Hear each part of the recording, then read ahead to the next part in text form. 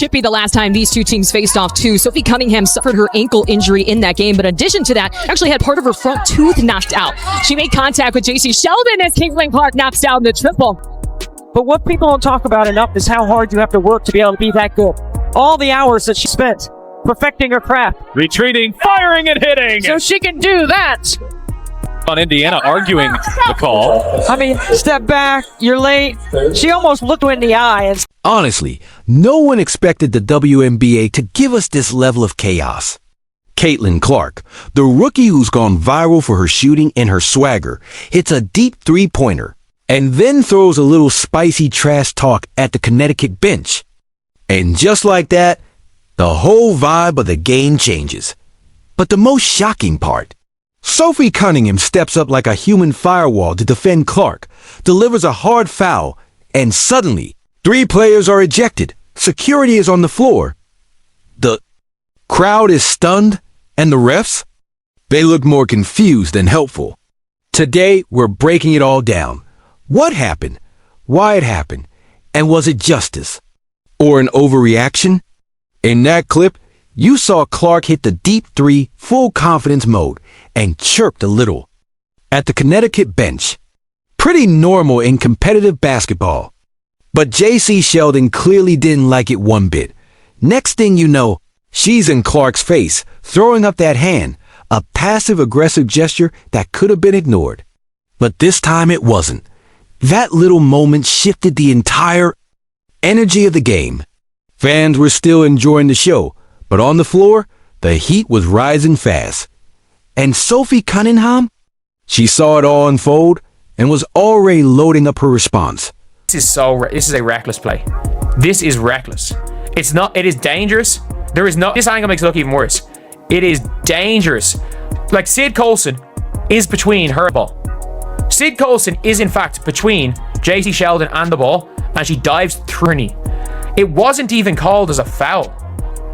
It wasn't even called as a foul. she just texts me. She never texts me during the game. All right. It's Clark splashing home a 3 from way downtown. Kelly escorting back to the bench. JC Sheldon is there with her hand in her face. This next part, it changed everything. Sheldon steals. The ball breaks for the basket, and boom, Sophie Cunningham delivers a foul so hard, it might as well have come with its own theme music. It wasn't subtle, it wasn't light, and whether it was intentional or not, it clearly rattled everyone. The crowd gasped. Announcers couldn't believe it. The game immediately flipped into chaos mode. But here's the thing, and this is important.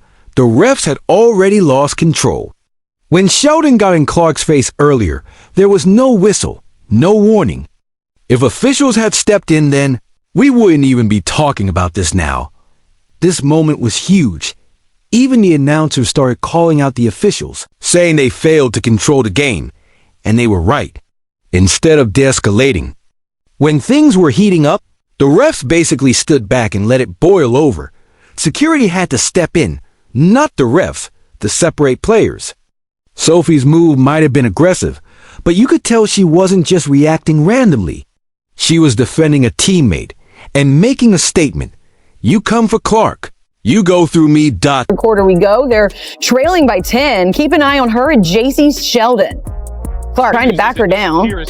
Clark is okay. Sheldon, that was Clark, hitting her in the face. Clark is upset about that. Then everybody's upset about that. Marina Mabry comes in. She decks Clark. Tempers flaring on both sides. I mean, is that displacement? I think it is. Oh, and Marina Mabry's going to get it. If the officials saw that, Marina Mabry is going to get ejected. Well, they're going to go and look at it. Look at Mabry.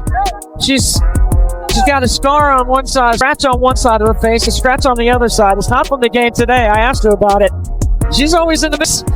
There's a lot of contact here.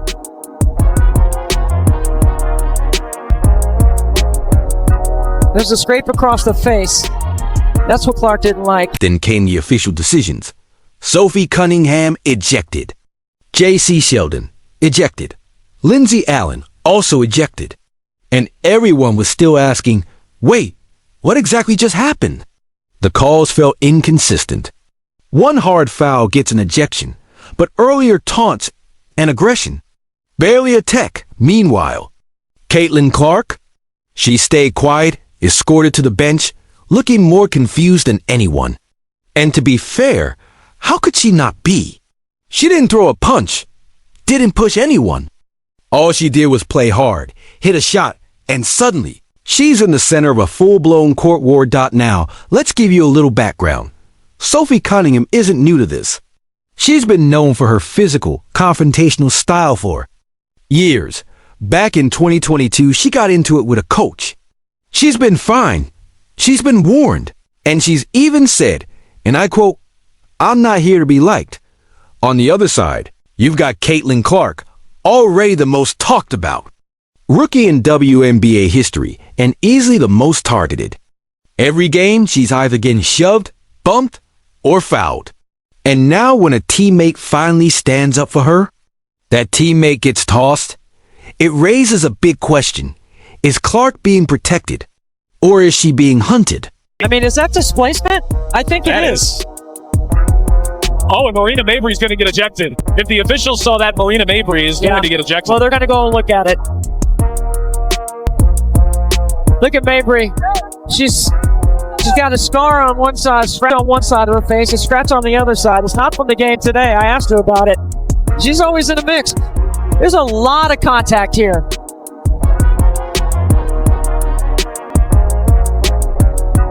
There's a scrape across the face.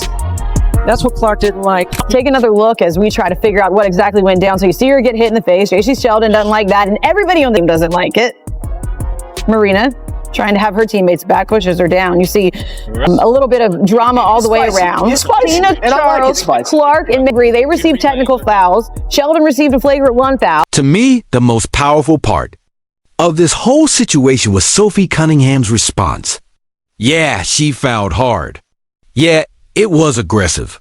But what she really did was take a stand. Sheldon brought the fire, the refs brought confusion, and Sophie brought a message. You don't mess with our star, and that takes guts. Whether you agree with her move or not, it was bold. Now, the question is yours to answer.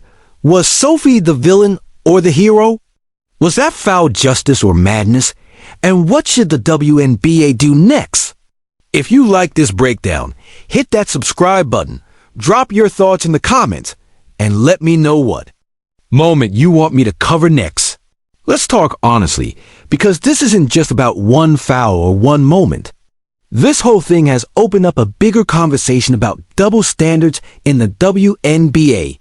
Caitlin Clark isn't just a rookie. She's the rookie. She's pulling. In record-breaking viewership, selling out arenas, and bringing the spotlight to a league that deserves it. But instead of protection, she's constantly being tested by opponents, by officials, and sometimes even by her own teammates getting less support from the system. What happened here isn't an isolated moment.